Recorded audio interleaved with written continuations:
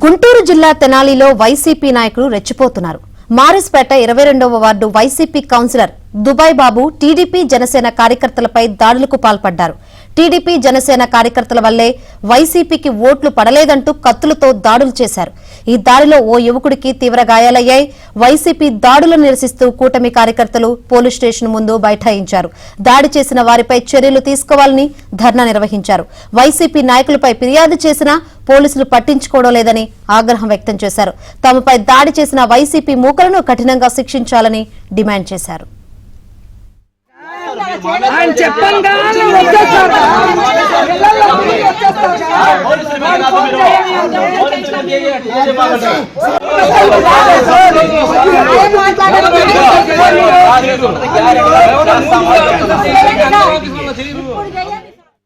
మేమంతా గెలిచిన ఆనందంలో ఒక చోట నిలబడి ఏ విధంగా కష్టపడ్డాం, ఏ విధంగా గెలిచాం, ఏ విధంగా ఎన్నెన్ని ఒడిదుడుకులు ఎదుర్కొని ఈ స్థాయికి వచ్చామనే చర్చించుకుంటూ ఆనందపడుతున్న సమయంలో మీరందరూ మాకు ఓట్లేదు, మీ అందరి వల్ల మేము ఓడిపోయామనే కక్షతో దుబాయ్ బాబు అని 22వ వార్డు కౌన్సిలర్ అయిన దుబాయ్ బాబు, వైసీపీ కౌన్సిలర్ దుబాయ్ బాబు, అతని యొక్క అనుచరుల్ని షేక్, రియాజు, మురళీ సింగ్, సునీలు, ఖాదరు మరియు చిన్నబాజీ, మునీరు ఇలాగా అతని అనుచరులందరినీ కూడబెట్టుకొని వాళ్లే కాకుండా ఇతర వైఎస్ఆర్సీపీ నాయకులు ఇతర వార్డుల్లో నుంచి కూడా పిలిపించుకొని ఒక్కసారిగా ఆకస్మిక దాడికి పాల్పడ్డారు.